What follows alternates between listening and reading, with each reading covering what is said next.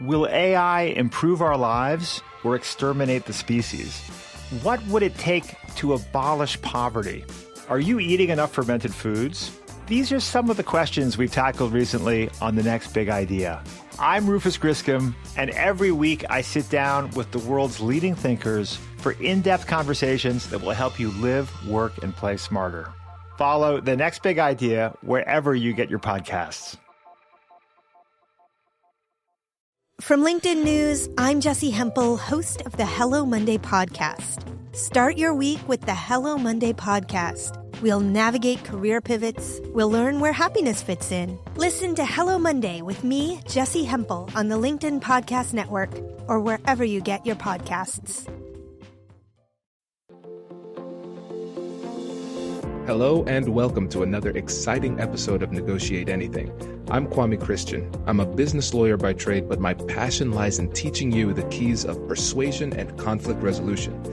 My goal is to empower you to engage in these conversations confidently and effectively by not only sharing what works, but by also uncovering why these techniques work through revealing the psychological principles that lie behind persuasion.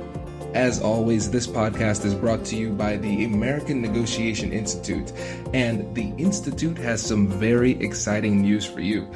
On February 27th in Columbus, Ohio, we will be having our very first negotiation and conflict management seminar that is open to the public. It's an all-day training that will give you the confidence you need to overcome the fear and anxiety that come with difficult conversations, and it will also give you a powerful set of strategic and tactical negotiation tools that will help you to maximize the outcomes of your business negotiations and help you to deal with difficult people. And we'll get to hang out after the session, which will be so much fun. There are only 20 seats available and space is running out because the Ohio State University's procurement team has already bought 10 of those seats. So if this is something you're interested in, make sure you don't miss out. Check out the link in the description to learn more, and if you have a job that pays for professional development training, they might cover the cost for you. So hopefully I will see you in February. Our guest today is me. I am your guest today. This is really cool. So I have my friend Melissa Hereford here, and she is going to be our guest host. And so she is going to interview me about the book, Nobody Will Play With Me, How to Use Compassionate Curiosity to Find Confidence in Conflict. And I am excited to have her on the show again. Melissa, thank you for being here and being the guest host. Hi, Kwame. Thank you for inviting me. It's always so much fun to talk to you, and I love your book. So it's an honor and a privilege, and I know that your audience is just going to love what you have to say about this. It's such a passionate and interesting, compelling story and topic. Thank you. I appreciate it. And that means a lot coming from you, given your background, of course. For the listeners who are newer, can you give a little bit of background on who you are and what you do? Yeah, absolutely. I worked my entire career in negotiation training. I worked for a company that taught sales negotiation, procurement negotiation, and internal negotiation. So like those everyday conversations you have about deadlines and projects and all those important things that make your everyday world work or not work. And I've been on my own about 3 years now. I have a company called Negotiate with Confidence. Similar to you, I teach people how to negotiate more effectively, how to have those conversations that really matter. Fantastic. I love it. Yeah. I love it. And listeners, if you haven't yet, make sure you check out her episode from early 2017. It's one of my favorites. So make sure you check that one out. And so I guess what I should do here is hand it over to you and be willing to be led by our host for today. So I'll just turn it over to you. Well, I'm stepping into some big shoes, so I will do my best to be the host that your audience expects, or the hostess with the mostess. So, Kwame, your book is just so compelling to me. I love that you make it really personal. And in fact, in the first chapter, you really start off with laying the groundwork about who you are as a kid, who you were growing up as a young adult, the kind of challenges that you faced, and putting that into the context of conflict management and negotiating. So I'd love to start off by just hearing, what was the process for writing, for starting there in such a personal space and sharing with us your story? Tell us a little bit about what that process was like for you and how it feels to have your story out in the world like this. It feels uncomfortable. That's Does how it? it feels. It's weird. For me as an attorney, I like the technical side. I like focusing on strategies and tactics. And you listeners, of course, I really like to get nerdy with it and get deep and granular into the work. That's where I feel safe. But I was working with my coach, my book coach, Azul Terrones. He was helping me through the process. He recognized that in the book writing process, it won't be transformational for the audience if it isn't transformational for you. And so he really pushed me. And so he was asking why it's so important for me to share these tips. Why do you care so much about teaching people how to negotiate? And I said, well, the reason is, I guess, I was really bad at it. I was profoundly bad at it. And so he just kept asking why. Where did that come from? And so I shared that story on the playground. And what's funny is nobody knew that story. I never told my parents. I never told my brother. Never told any of my close friends. Nobody. It happened, and then I buried it deep inside of me. So for those of you who haven't read the book, it explains the title, Nobody Will Play With Me. So as a Caribbean American, first generation Caribbean American, I grew up in a small town called Tiffin, Ohio. We were the only Black family in town pretty much. And not only that, since my parents taught me how to talk, I had a very strong Caribbean accent. And now, as an adult, I know how to put it on when the time is right and put on my business American accent when it serves me. So right now, I'm business American, Kwame. I'm just going to make a quick note to someday I would really love to hear that Caribbean accent, Kwame. Well, you know what I'll have to do is I bring it out in the TED Talk briefly, but I should just tape a conversation of me talking to my parents. And people will be like, who is that man? I love it. I love it. But for a little kid on the playground, it probably wasn't as exotic and interesting to the kids as it would be to me or your fans, right? Exactly. And, different is scary sometimes. And I get that now. But at the time, it really hurt. And I remember it was recess and it was time to go out and play. And so I remember going to one group of kids asking if I could play with them. And they said no. Going to another group of kids asking the same question. And they said no. And then getting really desperate at the end of the recess period and going up to a third group of kids and getting rejected again. And I remember just going into the school after recess, just bawling, just crying, and just could not stop crying. My teacher said, listen, everybody, you need to be more inclusive, because I told her, and I said, nobody would play with me. That's why I'm crying. And really, her announcement didn't matter too much to me, because at that time I made a decision. I said, this will never, ever happen again. People are going to like me, I'm going to be popular, and everybody's going to be my friend. And so I went on a friendship offensive.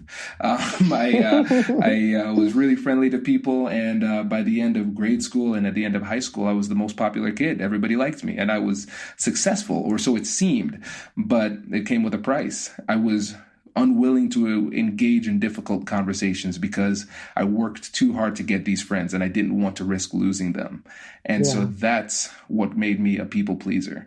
And so in the book, I kind of outline how I used what I learned in my undergraduate degree in psychology to treat my fear of difficult conversations like a phobia. And so I used the fundamental tenets of cognitive behavioral therapy to get over it. And so I kind of walk people through that process in the first half of the book, how they can find confidence in conflict, how they can overcome those psychological and emotional barriers themselves. And then at the end of the book, I talk about the compassionate curiosity framework that actually allows you to have that difficult conversation in a way that doesn't jeopardize the relationship. It just makes me want to cry thinking about little first grade Kwame out on the playground. And so many of our kids go through experiences like that. But I also related to your story as an adult because, as you know, just about everybody has at some time or another gotten a no. You work your way up to have the courage to ask for a raise or to ask to extend a deadline or whatever it is that you're negotiating. And it just doesn't go your way, where you feel that rejection. And as adults, it can be really hard to process that rejection and move forward, especially if it's something where you feel like your reputation was on the line, or maybe, you're taking it more personally than you should. And so when you shift into this idea of compassionate curiosity in the book, and I want to hear how you made the decision to focus on that. I saw the connection because the best way to get through that fear, to get through that rejection, to get through any stumbling block in a negotiation is to approach it with curiosity versus some kind of tactic. And that clearly comes through in the book. So tell us a little bit about, you could have really gone in any direction with the technique that you wanted to focus on for helping people negotiate. How did you make that connection between where you started and using compassionate curiosity? So the framework, I wanted it to be a foundational framework upon which you could build every other negotiation technique. And so when I go into different companies, like Fortune 500 companies, where I'm talking to people who are negotiating 6- and 7-figure contracts, I start with this framework, even though it seems a little bit simplistic, and it is intentionally simplistic. I start with this framework because I want it to be generally applicable. So it's a framework that you could utilize both at work and at home in every single difficult conversation that you have. And then if you want to be more strategic, then you layer on additional high-level tactics on top of it, but you start with compassionate curiosity. And so going back to the simplistic nature of it, it's a 3-part process. So the first step is acknowledging emotions. The second step is getting curious with compassion. And then the third step is joint problem solving.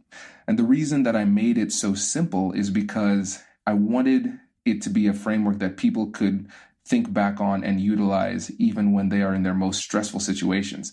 Because when you're in a difficult conversation and you are starting to get embroiled in emotions, what happens is your body often floods with a stress hormone called cortisol. And cortisol clouds your thinking. You can't think as clearly. Also, when your HPA axis starts going, which is your stress response again, your adrenaline starts pumping. It inhibits the depth of processing that your prefrontal cortex can achieve. And so that's the logical thinking part of your brain. And so when you need it the most, your brain is performing at its worst. And so I didn't want to give something that was incredibly complex because I knew that you wouldn't be able to access it given your mental state. And so I wanted it to be something that people could instantly remember and say, compassionate curiosity. I know what I need to do. I found my footing and I can figure out where I need to go in this conversation. Tell us a little bit more about this 3-step strategy. I love that it's so simple because, like you said, you're sitting there, the other person says something you weren't expecting, your stress hormones flood your body and you can't think. So tell us a little bit more about each of these 3 steps. You say acknowledge emotion. What does that mean? So when it comes to acknowledging emotion, essentially what you're doing is you're pointing out the elephant in the room.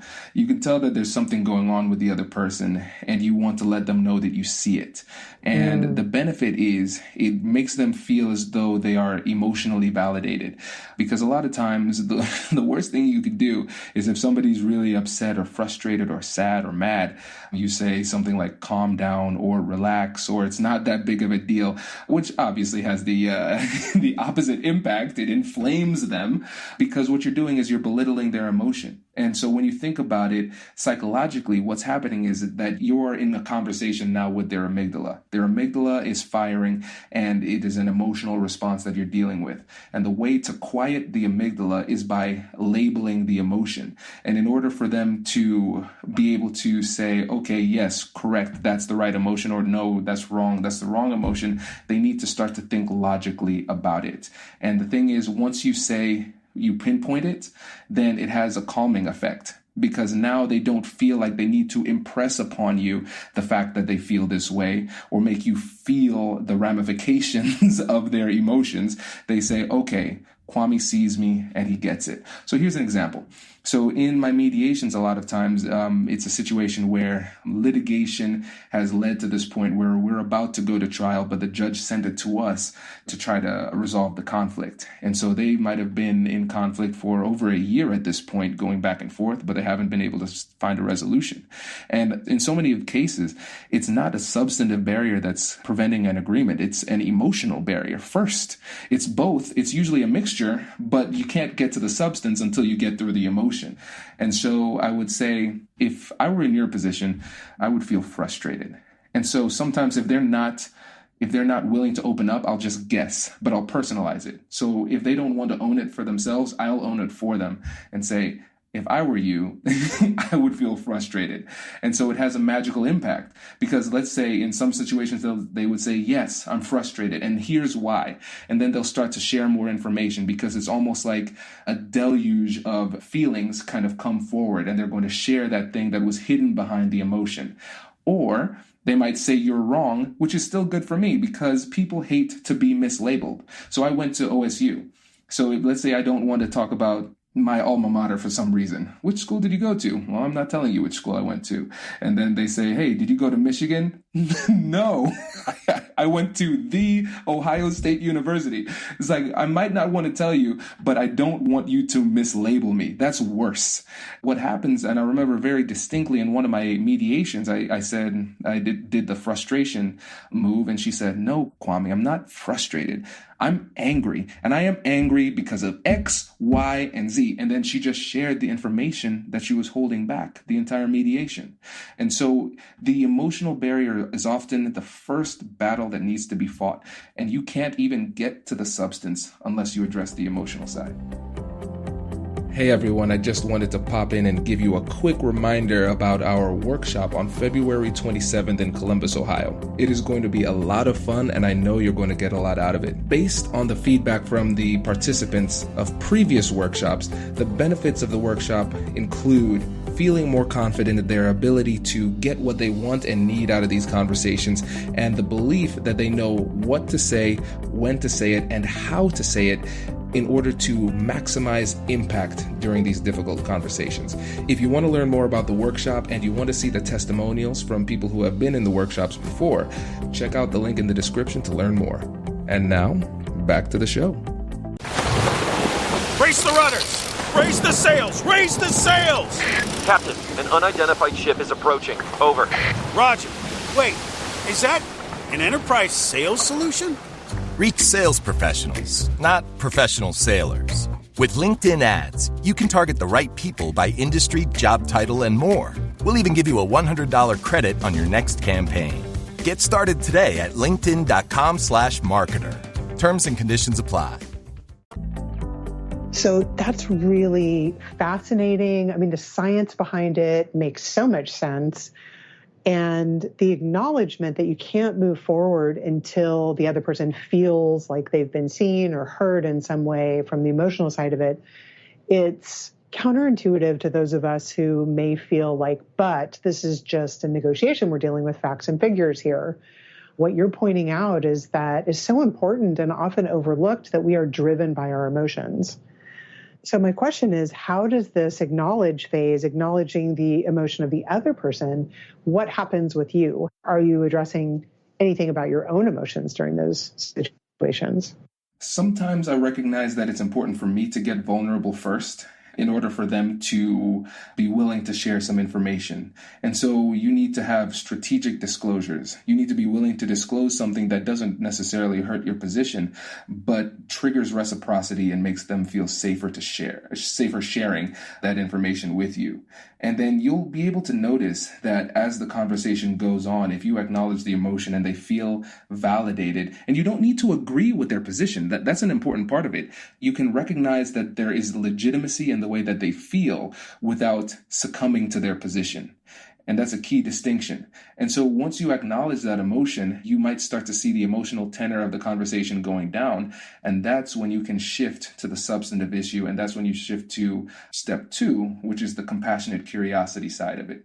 I think one of the hidden benefits of the framework is that it helps you with timing, because it doesn't make sense to give a logical message to somebody who is operating with the illogical part of their brain. We've all had those situations when we say something that is just factually accurate and the other person rejects it. And we're like, what world are we living in? And then you start responding with more facts, more figures, more logic. But what's really happening is that we are now in a situation where we're talking to their internal toddler. It doesn't matter what you say at this point. They're incapable of comprehending it at a high level. And so this helps you to identify when in the conversation you should say what.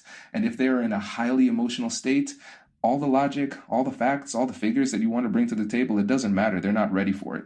And so you have to work your way through this process in order to get to the substance. I think about that analogy when you think of when someone is in danger and like the moms who can lift a car off their toddler and they get that surge of adrenaline that allows them to do something that requires superhuman strength. And thinking about that's the stage that their brain is in. They may not be lifting a car, but all of that adrenaline is rushing through their brains in that moment. And they're unable to think clearly. If you were to have a conversation with a mom who just lifted a car off her toddler and say, tell me about what you're feeling right now, she's in that completely unable to articulate anything that's logical in that moment. And that's essentially what people are in. That's what I'm reading into what you're saying and what I read in the book. That's the moment that people are in. And you need to know through using compassionate curiosity how to move them out of that stage of highly reactive, my brain can't even think about logic, into the next phase, which is compassionate curiosity.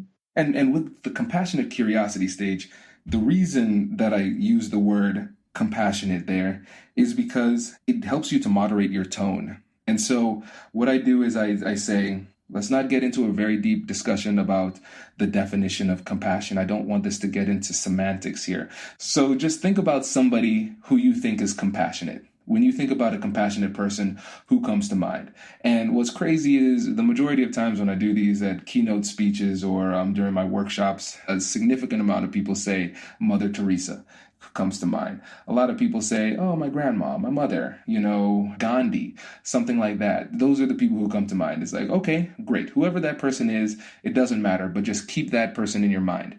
And then the question becomes, if Mother Teresa were here in this conversation, how would she ask an open-ended question?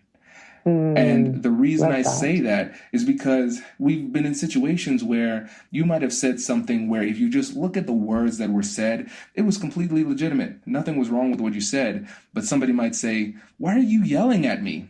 Or why are you mad? Like, I'm not yelling. The decibel levels of my voice have not increased at all. What they're really saying is that you sound like a jerk. You sound like a jerk right now.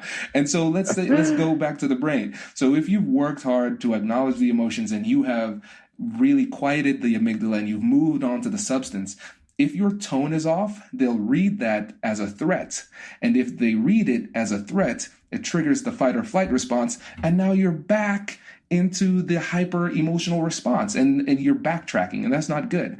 And so you want to make sure that as you're asking these open-ended questions and soliciting the information you need in order to move on to stage 3, which is joint problem solving, which is essentially just collaborative negotiation, you need to make sure that you keep them in a productive mindset. And you do it by moderating your tone so they feel safe sharing the information with you. That's really fascinating because my husband is always saying that to me, like, why are you so upset? I'm like, I'm not upset. I'm so not upset. So I have to make sure that I'm not coming across as a jerk because that's not good. But what it really brings to light for me is that people hear your tone in completely different ways based on their own experience, the baggage that they're bringing into the room. Maybe this is a high-profile negotiation for them. If they're not successful, they're going to get fired. Their job is on the line, a promotion's on the line. And therefore, they're operating from a different place than you are. They're bringing their own experiences into the room, and you don't necessarily know whether or not your tone is going to be triggering them in some way. So how do you kind of tap into that? How do you know if you're upsetting the other person or if your tone is not aligned with what they find acceptable? A big thing for me would be paying attention to their tone and how they respond, how it changes, and also their body language if you're having an in-person negotiation. And if you're not having an in-person negotiation and you don't have the benefit of body language, let's say you're on the phone, because a lot of times these negotiations happen over the phone now. In those types of situations, you want to pay close attention to their breathing. And the breathing tells you a lot about the situation. Are they sighing? Are they breathing heavily? Has it become completely silent? That might indicate that their body language has completely stopped. So they're having a freeze response, because with the fear responses, it's fight, flight, and freeze. Maybe they've frozen. It's like, okay, that's a fear response. That might be problematic too. And so you just need to be very mindful and not just listen with your ears, but also with your eyes, so you can tell where their head is during the conversation. And then again, if you're in a situation situation where you might have moved past the emotion and then you ask a question and then you hear some emotion coming back, then you just cycle back to stage one. And that's the beauty of the framework. It's flexible. It's not a rigid framework. Depending on what you are reading in the situation, it's like, oh, emotion, acknowledge the emotion. Emotion gone, compassionate curiosity. Now I have information, joint problem solving. It helps you to know what to say at what time. The timing is a critical element, but it is really a feel thing. You have to be really cognizant of what's going on the other end. I love that because it's so simple and it's just a structure that you can go back to over and over again. And so many times if we're in a conversation that is emotional, we're thinking about what to say next and not paying attention to what the other person is telling us through their body language and through their emotions. So you're really asking your readers to shift from me, I'm thinking about myself, what am I going to say next? How am I going to respond to this? To the whole idea behind compassionate curiosity is flipping that to the other person and watching and listening and being more in tune with others, which from a big picture, like make the world a better place, can be extremely powerful. Absolutely. And so you can see the clear applications in business, but you can also see how you could just take this exact same framework and use it with your spouse. I use this framework with my wife, use it with my son, everywhere. It's very helpful. And the thing is, the way you do it, it doesn't seem like you're going through a mechanical, icy type of negotiation technique. It's a very warm approach. And the thing is, they don't feel as though you're doing anything differently, but they feel better. I love the stories that you tell about Kai in your book. I also love the story that you share in your TED Talk about exactly this topic and how you use compassionate curiosity with your wife. So be sure to put a link to your TED Talk in the show notes, Kwame, because if your listeners haven't seen that, it is a phenomenal TED Talk, funny, warm, personal, and all the personal stories that you share really bring these concepts to life for us because we spend a big portion of our lives at work needing to use these skills. And we spend a lot of times with the people that we love and feeling like we can develop a closer, more connected, authentic relationship with those people in our lives using these skills is a real gift that you're giving to people. Thank you. And fun fact, I've eaten 3 bowls of Cinnamon Toast Crunch today already. You're going to have to listen to the TED Talk to know what that means. Yeah. So is there more about problem solving and this idea of creative problem solving? It can be really hard for people to, especially in the moment. Okay, I've got more information. Now I wasn't expecting these things to come out. How do I get into that mode? Do you have tips for people or things that are in the book that you want to point out about how creative problem solving works and how we can access that part of our brains when we're in an actual negotiation? Yeah. So when it comes to the third step, joint problem solving, where you're working with the other side to see if a deal exists, what you're doing here is essentially you're turning this into a brainstorming session. You have all the information you need about the substantive issues and the emotional issues, and now you feel as though you can work together to try to create a future that works for both sides. And so you come up with a solution, then you have the discussion. And then they come up with a solution, they have a discussion, and then that's it. And so, again, if they give an offer, then really the way that works is if you make an offer, you have to defend it. So if somebody provides you with an offer, then you switch back to compassionate curiosity to learn more about that offer and figure out the why behind the offer. And then you can counter in a way that meets those needs substantively, even if it is not an acceptance of their direct proposal. And so you just keep going back and forth until something works out. And I think what's important to note in this process is the fact that negotiation isn't the art of deal making. It's the art of deal discovery. You could go through this process and not come up with a deal, and that's 100% fine. Not all deals are meant to be made, but through this process, you can engage in the process in a way that can actually strengthen the relationship and set the foundation for a relationship that survives the negotiation regardless of the outcome. Because in most of these situations, it's not a one-shot deal. You're going to be coming back to the table with this person, especially if you're married to them. So you want to make sure, right. So you want to make sure you engage in the process in a way that respects the relationship and puts you in a good position in the future. What do you think about going back afterwards? Now, obviously with your spouse, this is easier to do, but you leave a negotiation, you didn't get a deal, you couldn't figure it out, but then you're kind of mulling it over later. What's your opinion about going back to somebody and saying, hey, I had an idea? I love that. If the conversation doesn't consummate in a deal, that's not a failure necessarily. So in that situation, if it doesn't end in a deal, that's not a failure necessarily if you engage in the conversation in a respectful and thoughtful way. But what I do is I leave it a little bit open-ended, and I give them an opportunity to adjust their position while still saving face. And so I might say something like this. Well, what I'd say is this: how about we put a pin in this conversation right now? Let's come back to it at another time. If something changes on your end, let me know, and I'll do some research on my end and see if anything changes. And then we could have another follow-up conversation. Maybe Tuesday at 3 p.m. Sure, whatever. By simply saying, go talk with your team, see if anything changes, it allows them to say, oh, the circumstances have changed and I've adjusted my opinion, without them being in a situation where they feel as though they're kind of conceding when they made a hard stance on a point. And sometimes if you make a hard stance on a point, even though you really wish you could backtrack, just because you don't want to look ridiculous, you don't. But by saying that, I give them the opportunity to adjust their position while still saving face, so the negotiation stays open. That's a great tip. That's a great additional tip. And it does connect back to this running theme throughout your book about compassion, connection, acknowledging the other person, all of which is going to build a much stronger relationship with the person you're negotiating with. Exactly. And that's one of the value in the relationship shouldn't be overlooked, because a lot of times we focus on dollars and cents, but there is value, a different kind of value in the maintenance of these relationships. So I always want to make sure that when I'm teaching this to different people in the workshops, I focus in on the fact that you want to make sure that you engage in the process in a way that the person leaves the negotiation table feeling respected and the relationship still has a firm foundation for the next negotiation.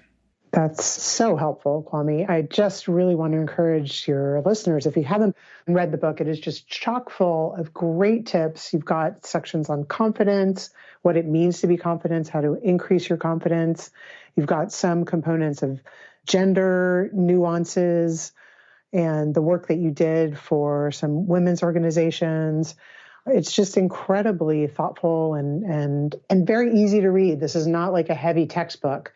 This is a book that is going to be useful and helpful and engaging. And the stories that you tell throughout of your family and of Kai really are memorable. It's the stories that we remember that bring this stuff to life for us. So I want to thank you for bringing this book into the world and giving it to those of us who really need your insight and your help. My pleasure. Thank you. And I am glad that you enjoyed it. I did.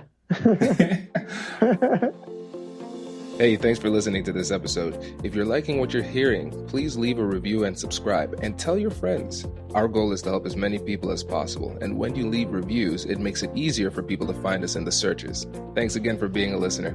I'll catch you in the next one.